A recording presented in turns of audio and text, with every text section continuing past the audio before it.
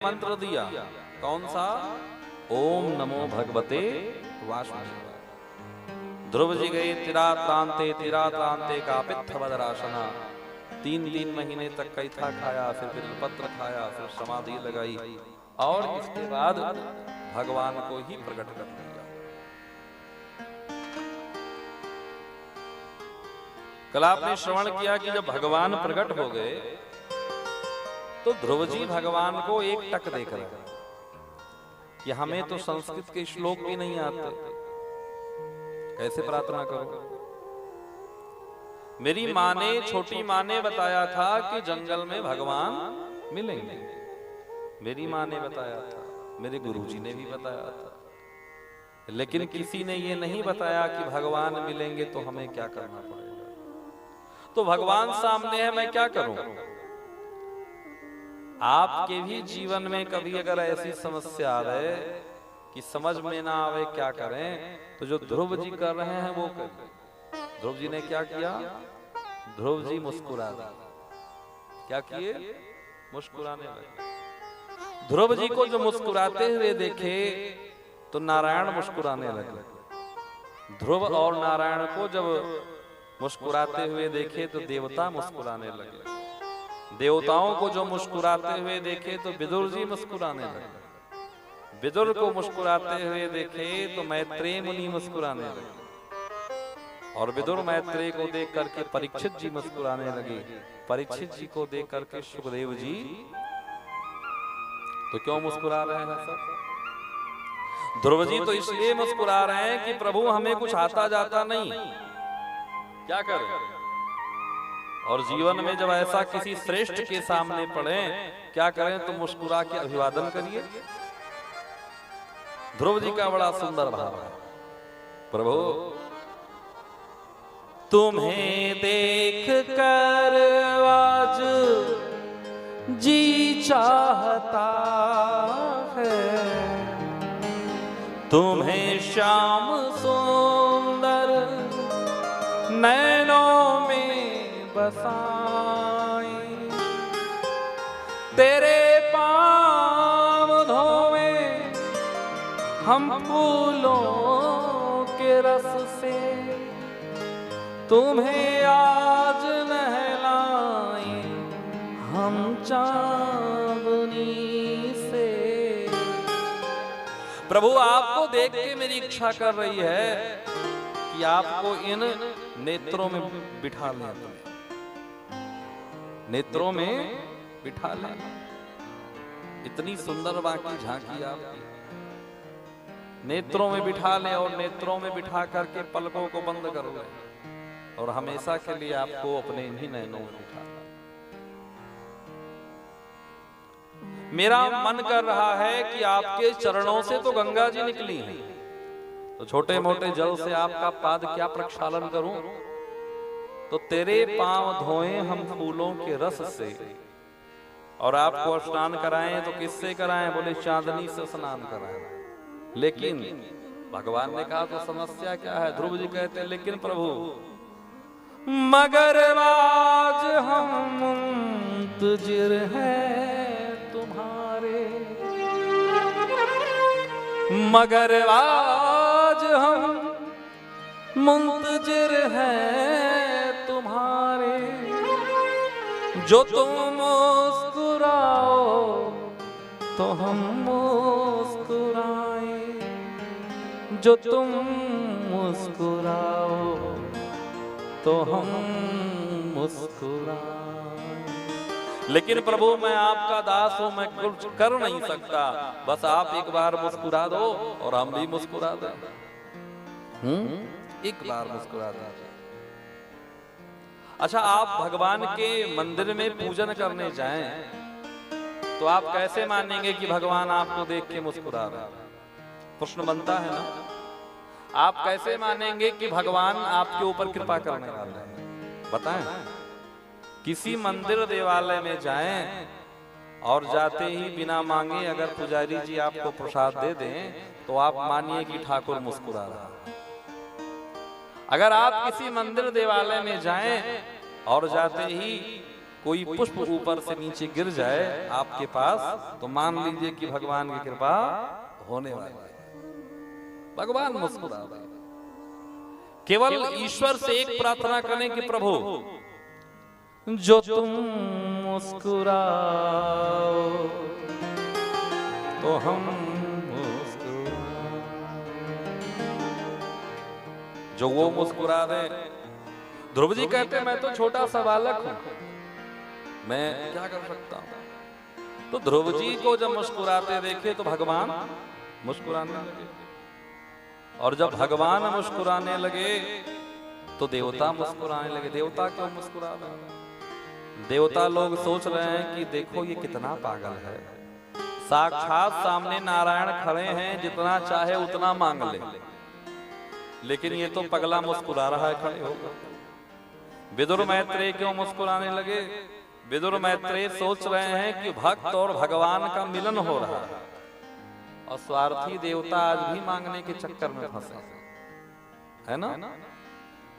परीक्षित जी क्यों मुस्कुराए? परीक्षित जी मुस्कुरा रहे हैं कि धन्य है भगवान के गुणानुवाद जिसने मुझे दर्शन करा दिया।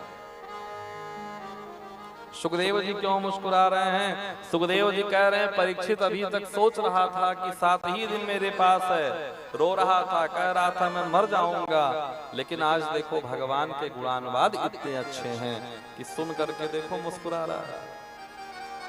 और मुस्कुराए रहे तो केवल ये हनुमान नगर भीटी वाले ऐसे बैठ रहे ना। मुस्कुराने की ताकत केवल और केवल भगवान ने मनुष्य को ही दिया है। आपने कभी नहीं सुना होगा कोई बताए हमारी बकरी स्माइल पास कर रही थी। क्यों? किसी बकरी करती है? नहीं नहीं, स्माइल कौन पास करता है? इंसान। मुस्कुराने की ताकत केवल इंसान के अंदर। भगवान समझ गए और प्रभु ने अपने पांचजन्य संघ को स्पर्श कराया। ध्रुव जी के कंठ से ज्ञान, वेद वेदांत का ज्ञान फूट पड़ा और स्तुति करने लगे। योऽन्तः प्रविश्य वाचमिमां प्रसूक्तम् संजीवत्यखिल शक्तिधरा स्वधाम्ना अन्यश्च हस्तचरण श्रवणत्वगादि प्राणान्नमो भगवते पुरुषाय तुभ्यम्। ध्रुव जी ने खूब लंबी चौड़ी स्तुति की। भगवान ध्रुव जी से कहते हैं कुछ मांग ले। ध्रुव जी कहते हैं प्रभु जिसे आप मिल गए हो वो भी कुछ, उसको भी कुछ चाहिए क्या? जिन नजरों में मोहन बसे हो वो नजर फिर तरसती नहीं है। जिसे आप मिल जाए उसे क्या चाहिए? आपने केवट भैया की कथा सुनी होगी मानस में। केवट जी ने अपनी खूब गरीबी भगवान को सुनाई। भगवान मौन, तो केवट चारों तरफ भगवान के घूमने लगे। केवट ने कहा हम समझ गए आप हमारी नौका पे क्यों नहीं बैठ रहे हैं। भगवान ने कहा क्या, क्यों नहीं बैठ रहे हैं? बोले आप भी हमारी तरह ठन ठन गोपाल हैं। हमारे पास कुछ है, आपके पास तो जेब ही नहीं है। जब जेब नहीं है तो रखे क्या होंगे आप इसीलिए अपना पांव नहीं धुलवा रहे हैं कि आप सोच रहे हैं पांव धुलवाऊंगा, नौका पे बैठूंगा, उस पार जाऊंगा तो उतराई देनी पड़ेगी। तो नाथ पद धोई नाव चढ़ाई न नाथ उतराई चाहो, चलिए मुक्त करता हूं, नहीं लूंगा आपसे पैसा। और जब केवट ने उस पार भगवान को उतारा, उतर ठाढ़ी भय सुरसर रेता, तो भगवान केवट से कहते हैं केवट क्या चाहिए बता। केवट कहता कुछ नहीं चाहिए। बड़ी सुंदर बात सुनिए। भगवान ने कहा केवट तू पहले से ही नहीं कुछ चाहता था या अब कुछ नहीं चाहता? केवट ने कहा सत्य कहूं नाथ, जब से मैंने सुना चक्रवर्ती सम्राट के पुत्र हमारे घाट पे आ रहे हैं, राम जी आ रहे हैं, मैंने सोचा इतना मांग लूंगा, इतना मांग लूंगा कि दोबारा मुझे जीवन में मांगना नहीं पड़ेगा। क्योंकि प्रभु मैं जिसे इस पार कराता हूं ना, कोई चवन्नी अठन्नी देता है, कोई नहीं देता, कोई डांट देता। अरे मुझसे पैसा लेगा, डांट लगा देते हैं। हम लोग छोटी छोटी सी बात के लिए रिक्शा वाले से भिड़ जाते हैं, ठेला वाले से लड़ जाते हैं 1-2 रुपए के लिए, 1-2 रुपए के लिए सब्जी वाले से लड़ जाते हैं, अरे लूट रहे हो 1-2 रुपए के लिए। और हम ही लोग जब किसी होटल रेस्टोरेंट में भोजन करते हैं, वहां जाकर के नाश्ता करते हैं तो टिप के लिए 100 रुपया रख देते हैं। ये 100 रुपया टिप देने वाले लोग हैं जो 1 रुपए 2 रुपए के लिए लड़ाई कर लेते हैं। आपका 1-2 रुपया लेकर के कोई रिक्शे वाला ठेले वाला महल नहीं बना लेगा, वो अपना परिवार चलाएगा, परिवार का गुजारा करेगा।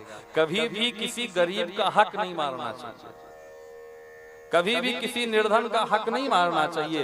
हो सके तो 10-20 उसे और दे दीजिए। अगर भगवान ने आपको दिया हो तो अगर 50 रुपए में तय करके जाइए और बढ़िया से आपको आपके गंतव्य तक कोई रिक्शा वाला पहुंचा दे तो 100 दे दीजिए, उसके घर की रोटी चलेगी। केवट कहता है कि कोई देता था, कोई डांट के भगा देता था, अरे हम चाचा विधायक हैं हमारे, नहीं पहचानते हमको, नहीं दिया, भगा दिया डांट के। जिस दिन मुझे पता हुआ कि आप मेरे द्वार पे आए, आप मेरे घाट पे आएंगे, मेरी नौका पे बैठेंगे, मैंने सोचा था इतना मांग लूंगा, इतना मांग लूंगा कि जीवन में मांगना नहीं पड़ेगा। भगवान ने कहा तो अब क्या हुआ?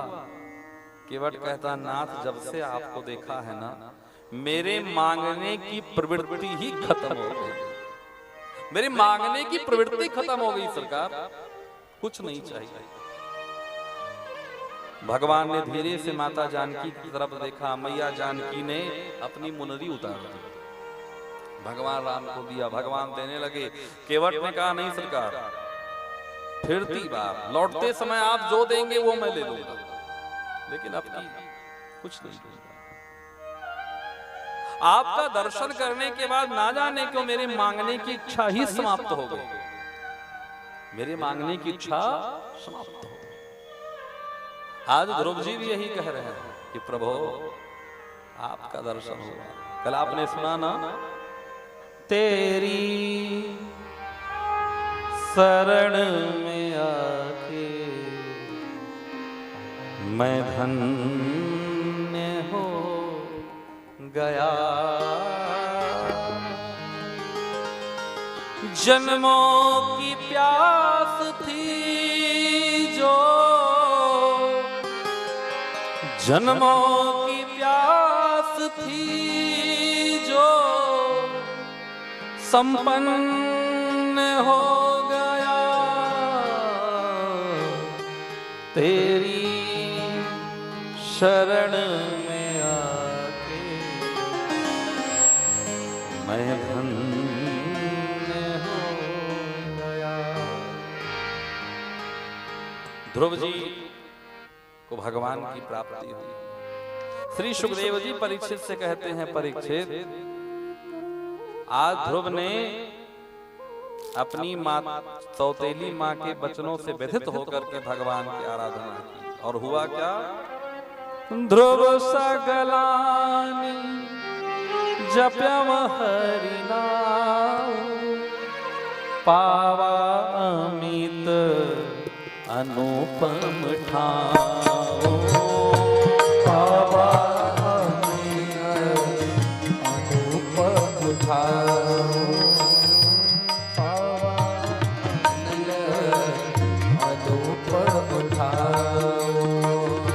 ध्रुव सकलानि जप्यम हरि नाम, ध्रुव सकलानि जप्यो हरि नाम, पावा चल अनुपम ठाओ, पावा चल अनुपम ठाओ। भाय कुभाय अनक वाल साहू, नाम जपत मंगल दिश दसहु, भाय कुभाय अनक आलस हो, नाम जपत मंगल दिश दसहु।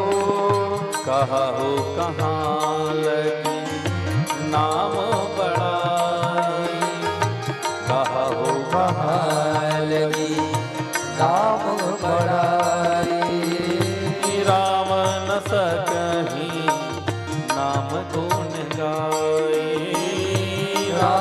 न सकही नाम गुण गाई।